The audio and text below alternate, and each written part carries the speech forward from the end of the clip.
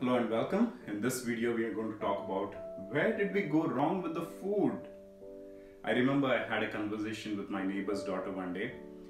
She was 6 years old when I had this conversation. I just casually asked her, "Do you know where apples come from?" And to my surprise, she said they come from a factory. How bad is our relationship with our food these days? Where did we go wrong? To explain that, we need to look at the history of where it has all began. It was during the World War II time when they used a lot of chemicals like nitrogen, phosphorus and potassium to create ammunition in the bombs. But after the war they noticed wherever they had these bombs deployed, there was a lot of greenery happening because of the nitrogen content. This came as a very good news for all the chemical giants who had huge bags of these nitrogen, phosphorus and potassium loaded up in their storage areas. They wanted to dispose that, and now they got an avenue to dispose it. What they started advocating is use these as fertilizers for the plants, and that's where the green revolution has begun. Farmers all across the globe have started using NPK, nitrogen, phosphorus and potassium. These are synthetic chemicals as fertilizers for the plants. The plants may be able to utilize these particular ingredients and they have been growing healthy, but because of the synthetic fertilizers, because of the fact that we are using them, the farmers stopped using the natural fertilization process, the natural manures, which contain far more than NPK. They have iron, they have manganese, magnesium, calcium, iron, so many different vitamins and minerals that are needed for good growth for the plant. Now the plants were nutritionally deficient, all right, and because they are nutritionally deficient, they are not able to defend themselves from pathogens like virus, bacteria, and even from insects and worms. Now when that is happening, again the chemical giants have beautifully addressed this particular issue because it was such an economical gain for them. They started selling off these pesticides and insecticides because your plants are now being eaten away by them. Now we are at a stage where we have nutritionally deficient plants because the soil, the topsoil is eroding year by year, decade by decade. After every crop, after every yield, the quality of the topsoil is reducing because we are just using these synthetic fertilizers. We are not doing anything to replenish and renew the topsoil. Alright? So year by year, plants are becoming nutritionally poor, which means the food that we are eating is becoming nutritionally degrading. Alright? And on top of that, because of the pests, lot of pesticides and insecticides are also being sprayed upon these plants, which end up on our food plate. So we have both the issues of nutritionally deficient food as well as toxicity. The next thing that happened was processed food was introduced because of the World War II. What happened was during the time of World War, these soldiers needed to be fed. And by the time they used to cook the food and send it across to the soldiers, it usually used to get spoiled. So they had to come up with some ingenious ideas. And what they came up with was when they polished the outer bran of wheat and then create a bread out of it, that was not getting spoiled. It had a longer shelf life. This came in as a wonder. This was so beautiful, it helped all the soldiers. But then the problem was, because they were taking out the outer bran of it, a lot of people started suffering from nutritional deficiencies, especially B vitamins that reside on the outer bran. That is where the beriberi disease happened so much around the time of 1950s. The food producers started noticing this, and when they started noticing it, what they did was they started adding back synthetic vitamins to support whatever has been lost during the process of processing. Okay, so they were looking only into two things. One, their products was shelf stable, meaning they can reside on the shelf for a very long time before they can make the sale and get profits out of it. And two, they were only replacing whatever has been complained about, and on top of it they were only replacing it with synthetic chemicals, not in a natural way. So that is where the processed foods have started during the World War II time, and now the food industry wanted to get it into every household. And how do they do that? They came up with an ingenious plan here. Right around that time, after the World War, there was a sensitive matter happening, especially in the United States, where they were talking about women empowerment. All right.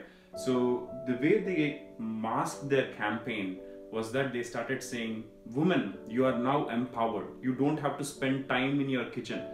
Here are some of the ready-made foods. All you have to do is heat it and eat it, wet it and eat it, boil it and eat it. So you're not spending time in the kitchen, and now you can compete with men going to office doing whatever they are currently working on." Women empowerment is not a bad thing, but using that idea and masking behind that and pushing the processed food has become the worst nightmare for our current health situation. Because processed food, the only intention for them is to have a shelf stable product that lives for long and fetches them profit. Okay, so that's where all the toxins got added to our food, like all the additives, dyes, preservatives, chemicals. These are food-like substances. I want you to understand the difference between food and food-like substances. These are made in a laboratory, they are made to taste better, but they are not food. The body does not understand how to digest, assimilate, and then absorb the nutrition out of it. It treats them as a toxin, and with the toxicity getting overloaded over a period of time, it creates inflammation. All right. So any packaged product that has been cooked and has been sitting on the shelf is losing its nutrition with every single day. So the longer it sits on the shelf, the worse the food is. And remember, our body is nothing but a heap of food. So these foods that you're eating, think about them as the building blocks for your body. And what kind of a block that you want in your body. You don't want a nutritionally deficient and a very poor quality foods material to build your body, right? So you want to have fresh living foods to nourish you and build your body. So always cook foods at your home. If you're relying on companies and factories to cook food for you, invariably they are going to put chemicals in it. They are going to put excess salt, sugar, or fats in it to make it taste better. So it's always better to cook food at home. So after this, so now we had World War II. With that came the Green Revolution, and later on processed food also came out of World War II. It was pushed into the general public, all right, till then. And then nutritional science was also getting picked up with a lot of studies happening around the food, like researching on all the macronutrients like carbs, proteins, and fats, and also the micronutrients like antioxidants and things like that. So a lot of studies got started happening around this time. Now USDA also started giving some recommendations on how your food plate should be, what you should consume, and things like that. But then, even though it was doing a phenomenal job of understanding our food, the problem with nutritional science is it does not get a complete whole picture of things. Even today it lacks a lot of knowledge about various aspects of food, how it gets digested and how it gets assimilated, how our body is using it. We do not have a complete picture of it even today. There are a lot of missing pieces to it. All right. So because of that, because of the knowledge, the half-baked knowledge that nutritional science has, it has a very narrow focus on things. Like for instance, it may focus just on the carbs, just on the protein, just on fats, but it does not have a complete picture of how an amalgamation of all these ingredients, along with maybe some other things like fiber or antioxidants and things like that, how do they behave and react in our body? Okay, because of this, there is a lot of confusion happening. This is an example for the fat-free era that happened in the 1980s. So what happened was there came out a study which said that animal fat combined with animal protein is responsible for so many heart diseases, especially the atherosclerosis, which means the plaques in the arteries. So when that study came out, USDA wanted to change their food pyramid. They wanted to change their recommendations. That's when the meat industry came in and they looked into it. They didn't want this to happen because it's going to be a big blow on their sales. So they came in, tried to understand the study, and they said, okay, this is the saturated part within the food that they were eating, that was causing the problem. So instead of addressing as a whole food, like if I were to tell you, hey, there's a problem with red meat, it causes heart attack. As simple as that. If I were to tell you that, you would stop reducing and cutting down on red meat. But if I say, hey, saturated fat, blah, blah, blah, has a problem. Do we understand what a saturated fat is? Now we have to go back to certain textbooks or some other person who understands that better, and then we have to get that information. Now that is very confusing. You see where the food industry is benefiting? They are benefiting on your confusion. They are benefiting on you not having clarity on foods. Do you understand that? So if you were to deal more at a macro and a micro level, like whenever someone comes and talks to you about carbs, protein, fat, stop them right then and there. Talk to them in terms of whole foods, all right? When you talk to people in terms of whole foods, that's when you understand things better, because you can understand how your body is reacting to certain whole foods, not to what goes inside the food. Like for instance, if I were to tell you, meat is hard to digest for Crohn's and colitis sufferers, you can easily investigate that. You can eat certain kind of meat like red meat or whatever. Just observe your body, how lethargic you are, how long it takes to digest, when are you excreting it out, how long is the transition period. All of this you can observe. But if I were to tell you, hey, the protein within the meat is bad for you, how are you going to detect that? There is no way. So that is the reason why we should stop talking about what is inside the food, but we should talk about the whole food itself. Are you understanding this?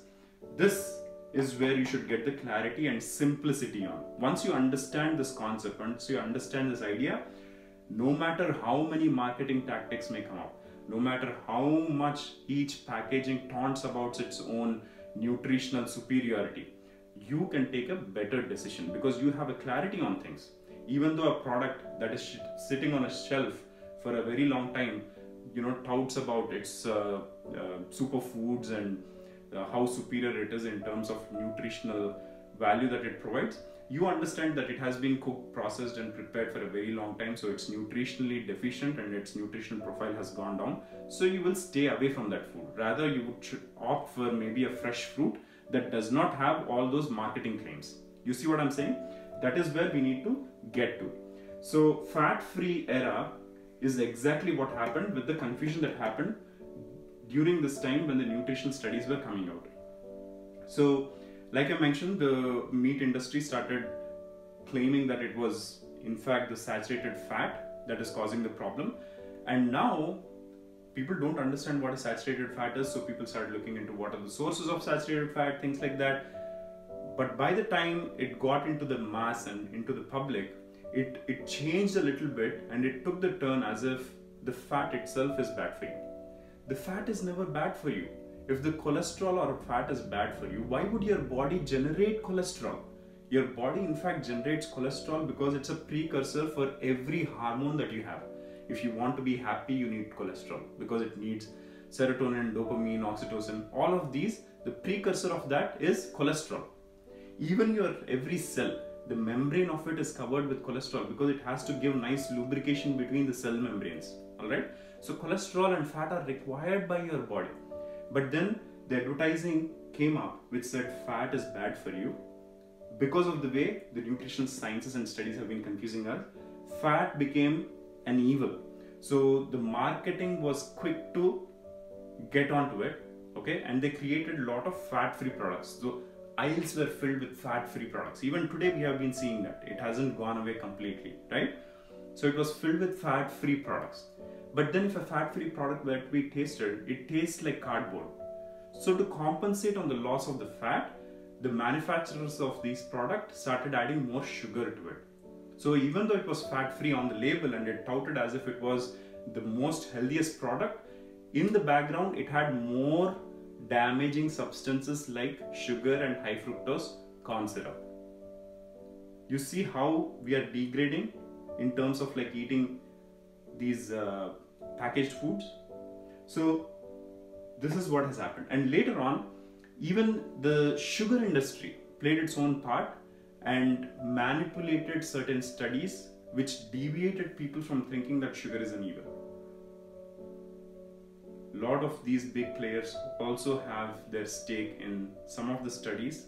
They fund certain studies and also tweak the results. You can always tweak the results and make them look good, in fact, when they are not as good. Like the comparison that you take, what is it that you're comparing to? If you were to say cigarettes are bad for your health, compared to what? Right? So the comparison also matters. If you're comparing it with something which is even worse than that, then this becomes much healthier option than that.